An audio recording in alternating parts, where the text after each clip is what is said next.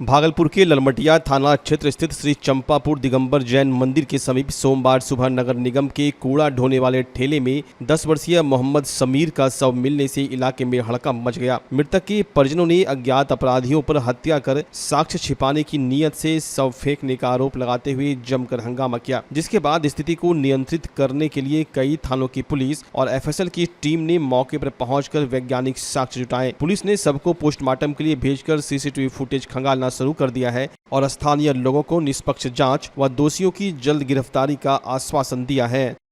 ललमटिया थाना अंतर्गत कबीरपुर मोहल्ला में एक 12 साल बच्चा की डेड बॉडी की सूचना प्राप्त हुई है, जिसको हम हर बिंदु पर जांच कर रहे हैं और इसकी जांच करने के लिए आसपास के स्थानीय लोग से पूछताछ कर रहे हैं तथा एफएसएल की टीम भी आई हुई है और उसके मृतक के संबंध में जांच पड़ताल कर रहे हैं कि इसकी मृत्यु कैसी हुई है।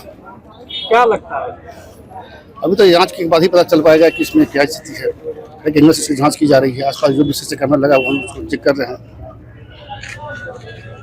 जो घटना हुआ यहाँ पर कैमरा है, कैमरा को से आप मीडिया वाले आवाज उठा के प्रशासन में प्रेशर डाल सकते हैं। हुआ क्या? अब क्या हुआ ये तो रिपोर्ट में इसी में बताया। अभी आप क्या देखे क्या हुआ? यही तभी तो देखे कि ये रखा हुआ डेड बॉडी ठेले पर, वहाँ रखा हुआ डेड बॉडी है ठेले पर। किसका है? बच्चा है? बच्चा है। कितने साल का होगा?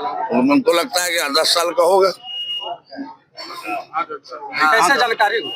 अभी हम सुना बगीचे में कैसा ऐसा हुआ, तभी हम आए। तो कहाँ पर हुआ, कैसे? ये अभी आप देखे कहाँ? ये तो जय मंदिर के दीवार के बगल में हम देखे ठेले पर। इसके पिता का क्या नाम है? इसके पिता का नाम हम नहीं जानते, मोहम्मद इजहार बोल रहे हैं। हम हमारा मकान उधर है। 8 बजे 8 बजे घर से, उसके बाद ठंडा पिया 11 बजे रात का दुकान पे। उसके बाद हम लोग पता नहीं क्या नाम है उसका? मोहम्मद समीर। क्या करता था? खस्सी की दुकान में रहता था। घर से कितने बजे निकला? घर से 8 बजे। फिर घर गया था? हाँ, फिर घर गया था, खाना अपना खा के ठंडा पीने निकला था 11 बजे। क्या लगता है? लगना लगता है मौत उसका कैसे हुआ? मर्डर किया गया इसका, मर्डर की से इसका। कोई दुश्मनी, अभी कोई दुश्मनी पता नहीं उसका परिवार से कोई दुश्मनी नहीं है। उसका क्या नाम है जो मरा? मोहम्मद समीर। उसके पिताजी का? मोहम्मद इजहार। जो मरा उसका उम्र कितना होगा? 12 साल। 12 साल। कहाँ का रहने वाला है? जय मंदिर रोड कबीरपुर। कैसे पता चला तुम लोगों को? हम लोग को फोन किया, कूड़ा वाला देखी से इसको 8 बजे। हाँ, रात भर घर से बाहर था? हाँ। तुम्हारा क्या नाम है? मोहम्मद आजाद। तुम कौन? मामू उसका। जैसे हम सोए हुए थे, जैसे हम घर में थे, जानकारी हुआ, घर में हमको बताया कुछ देखो वहाँ उसको मार के फेंक दिया गया। हम जैसे आए यहाँ आके देखे, मुझे देखे तो पूरा एकदम खत्म हो गया है। कौन था? मेरा भांजा था। क्या नाम था इसका? मोहम्मद समीर। कितना उम्र? 10 साल। पिता का नाम? मोहम्मद इजहार। घर कहाँ था इसका?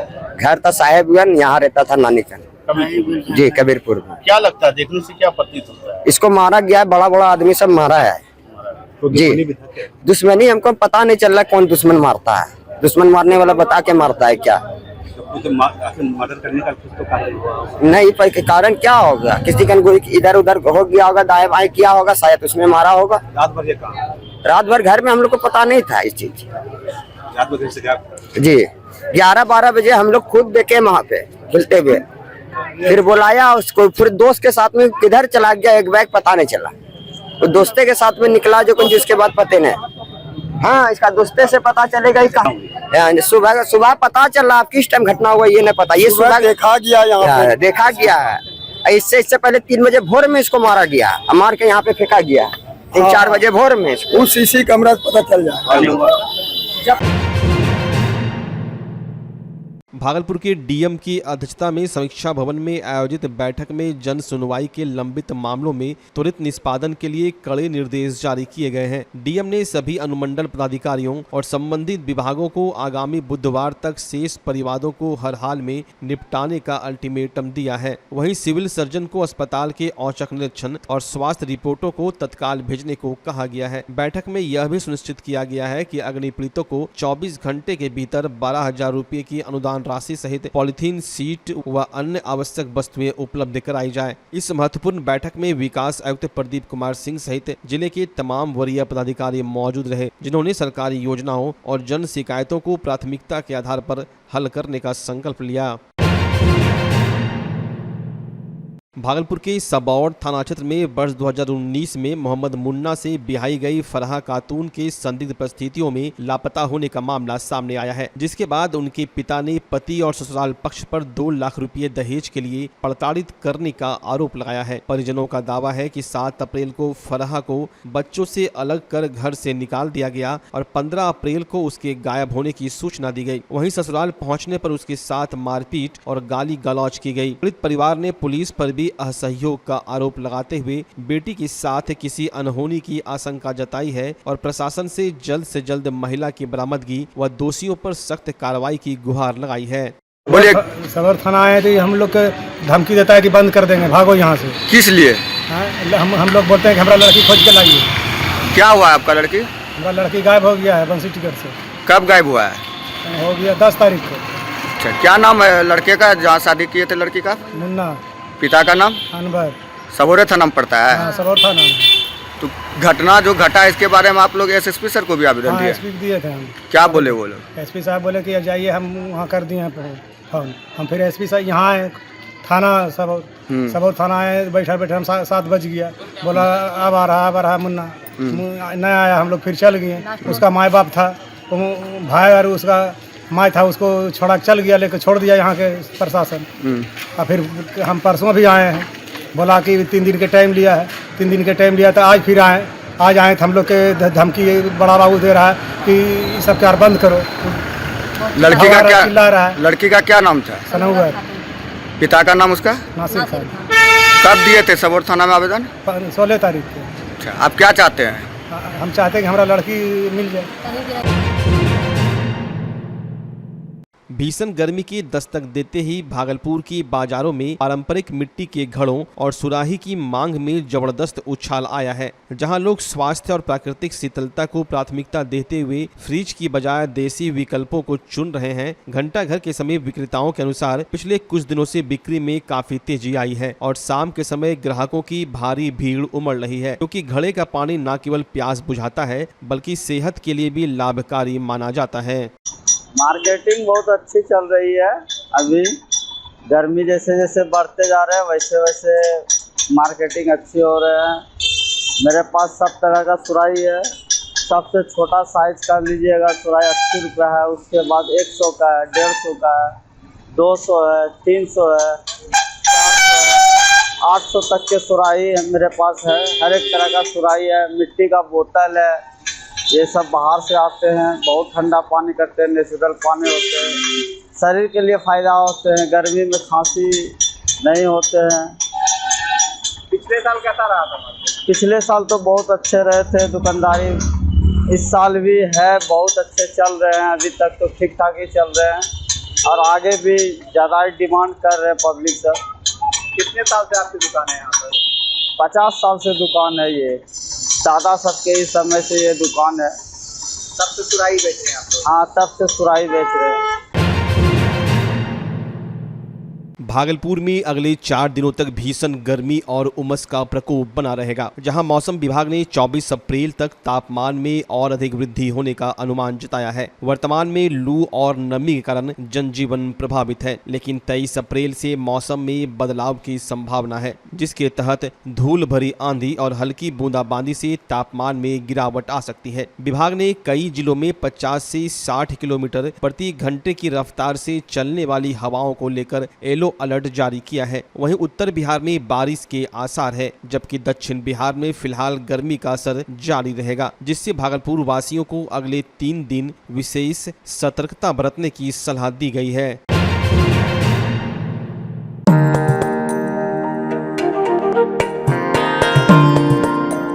अक्षय तृतीया यानी वो शुभ अवसर जब घर आती है कभी न खत्म होने वाली सुख और समृद्धि, और इस पावन पर्व की खुशियों को दोगुना करने आपके शहर भागलपुर में आ गया है कल्याण ज्वेलर्स। इस अक्षय तृतीया अपने परिवार के लिए चुने 100% BIS हॉलमार्क वाले शुद्ध सोने और शानदार हीरों के हमारे बेहतरीन डिजाइन्स, पारदर्शिता के वादे और अक्षय तृतीया के विशेष ऑफर्स के साथ आपकी हर खरीदारी बनेगी शुभ। सोने की ज्वेलरी की मेकिंग पर फ्लैट 30% का डिस्काउंट और डायमंड की मेकिंग पर फ्लैट 50% की भारी छूट दी जा रही है। तो इस अक्षय तृतीया आइए कल्याण ज्वेलर्स। हमारा पता है तिलका मांझी चौक, भागलपुर। कल्याण ज्वेलर्स, विश्वास जो पीढ़ियों तक चले। भागलपुर का पहला NABH मान्यता प्राप्त अस्पताल ओम ENT एंड मैटरनिटी हॉस्पिटल। यहाँ मिलती है कान, नाक, गले और मैटरनिटी संबंधित अत्याधुनिक सुविधाएं। यहाँ ब्लडलेस और दूरबीन विधि, एंडोस्कोपी, ब्रोंकोस्कोपी और मॉड्यूलर ऑपरेशन थिएटर की सेवाएं 24 घंटे उपलब्ध है। साथ ही यहाँ ऑडियोलॉजी और स्पीच थेरेपी की भी सुविधा उपलब्ध है। महिलाओं के लिए मॉड्यूलर लेबर टेबल और सिजेरियन सेक्शन टेबल के साथ 24 घंटे संपूर्ण मैटरनिटी की सुविधा उपलब्ध है। साथ ही यहाँ बांझपन के इलाज के लिए सेवाएं उपलब्ध है। हमारे यहाँ कैशलेस सुविधा उपलब्ध है। हमारा लक्ष्य आपकी सेहत और सुरक्षा। ओम ENT एंड मैटरनिटी हॉस्पिटल, हर कदम पर आपके साथ। नमस्कार, मैं डॉक्टर अजय कुमार सिंह, शिशु रोग विशेषज्ञ, बिहार झारखंड में अग्रणी मेरा स्नेह अस्पताल, जो सबसे पहले बिहार झारखंड में कृत्रिम श्वसन मशीन यहाँ आया, ब्लड गैस एनालाइजर आया और एक नायाब मशीन क्रिटिकल जो देर से रोए बच्चे में इलाज में बहुत सक्सेसफुल है और वह विकलांगता से बचाता है और बचने की संभावना बढ़ती है। वह मशीन जो देर से रोया बच्चा है उसमें 3 डिग्री कम टेम्परेचर पर रखा जाता है और 3 दिन के लिए रखा जाता है, लेकिन वो 6 घंटे के अंदर उसको उसमें रखना पड़ता है। तो आप इसका लाभ उठाएं। और दूसरी बात, जो आयुष्मान योजना है उसके तहत 5 लाख का चिकित्सा आप अपने नवजात के लिए, बच्चों के लिए आप यहाँ उपलब्ध है, उसको ले सकते हैं। ध्यान रहे कि 5 साल के कम के उम्र में के बच्चों को आयुष्मान कार्ड की अलग से ज़रूरत नहीं है। यदि आपके माता पिता का नाम है तो वो इसमें लाभुक हो सकता है और आप इसका लाभ उठा सकते हैं। धन्यवाद।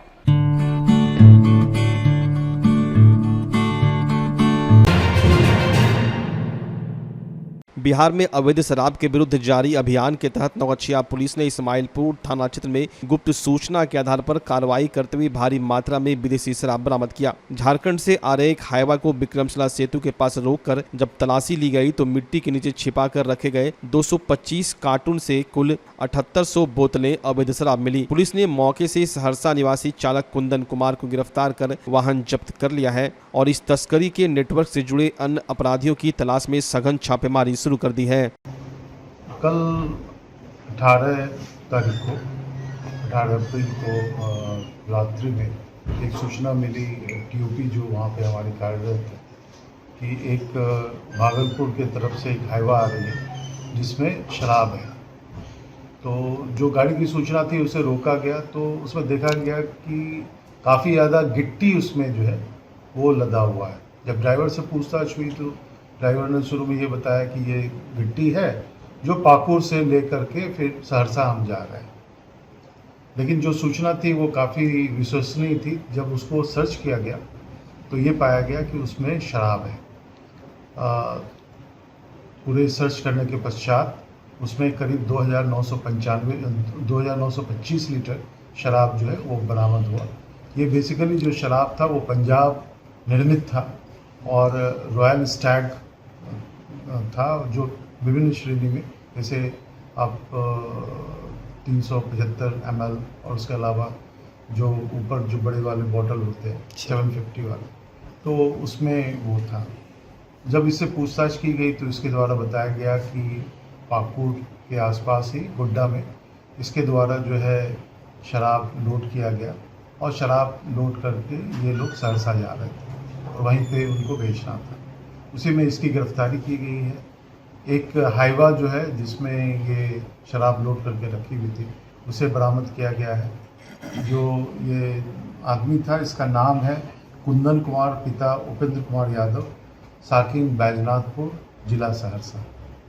और जब इससे भी पूछताछ की गई कि इसके पहले भी आपके द्वारा, तो उसके द्वारा बताया गया कि नहीं, इसके पहले ये मेरा पहला ऑफेंस है जो मेरे द्वारा, तो हम लोग जो है इसका जो भी क्रिमिनल हिस्ट्री के लिए जो वहाँ के थाना है उसको संपर्क कर रहे हैं और इसके बारे में पता कर रहे हैं। सर ये जो पकड़ाया गया सर, वो ड्राइवर है कि मालिक है सर उसका लिखा?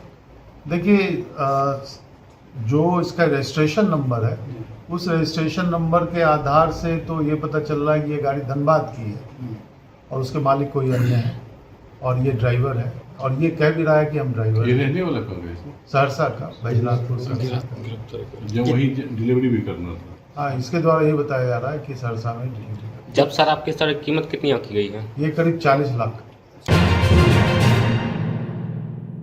भागलपुर में पिछले एक सप्ताह से चल रहे अग्नि सुरक्षा जागरूकता अभियान का आज विधिवत समापन हुआ, जिसके तहत स्कूलों, कॉलेजों और औद्योगिक संस्थानों में हजारों लोगों को आग से बचाव के गुर सिखाए गए। जिला अग्निशमन पदाधिकारी संजय कुमार के नेतृत्व में आयोजित इस अभियान में मॉक ड्रिल, वॉल पेंटिंग और क्विज प्रतियोगिताओं के जरिए आपातकालीन स्थिति में जान माल की रक्षा करने के व्यवहारिक तरीके बताए गए। समापन के अवसर पर अधिकारियों ने बच्चों और नागरिकों से सतर्क रहने की अपील करते हुए भविष्य में भी ऐसे प्रशिक्षण कार्यक्रम जारी रखने का भरोसा दिलाया, ताकि समाज में सुरक्षा के प्रति जागरूकता बनी रहे।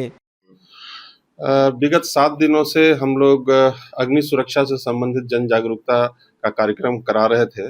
उसी संबंध में ये प्रेस ब्रीफिंग है। जैसा कि सब लोगों को जानकारी होगी कि एक बार मुंबई के डॉक में वहाँ पे आग बुझाने के क्रम में हमारे 66 अग्निशमन सेवा के जवान शहीद हो गए थे। तो वहीं से हम लोगों को एक लगा कि हाँ, एक जन जागरूकता कार्यक्रम स्टार्ट कराया जाए ताकि इस तरह के जान माल की क्षति से बचा जाए।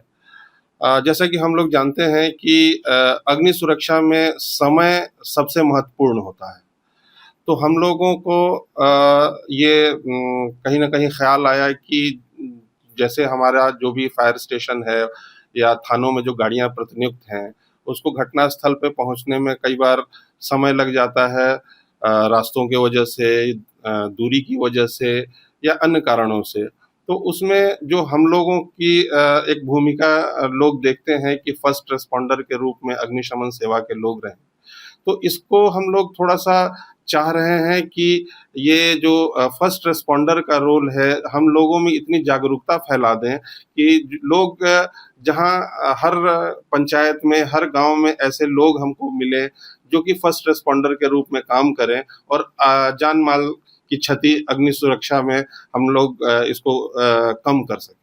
इसी क्रम में ये विगत 7 दिनों से कई एक कार्यक्रम हुए जिसमें हम लोगों ने नुक्कड़ नाटक कराया, अपने गाड़ियों से माइकिंग कराया, लोगों को जन जागरूकता का संदेश दिया, वॉल पेंटिंग करा रहे हैं हम लोग विभिन्न स्कूलों में, औद्योगिक संस्थानों में हम लोगों ने मॉक ड्रिल कराया है ताकि लोग जागरूक हो, अग्नि सुरक्षा को लेके जागरूक।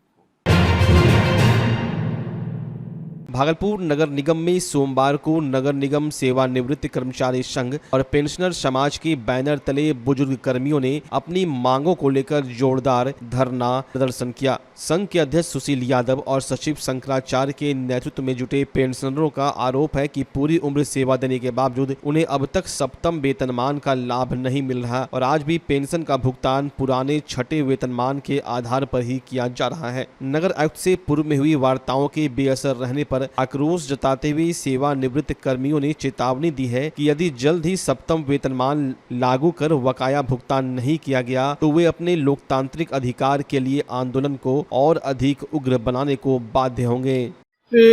7वां वेतन हम लोगों को चाहिए भुगतान, जो कि मिल रहा था वो कट गया है।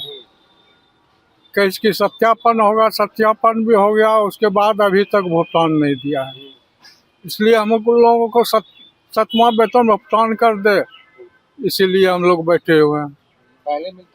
पहले मिलता था, मिल के कट गया है। 24 महीना।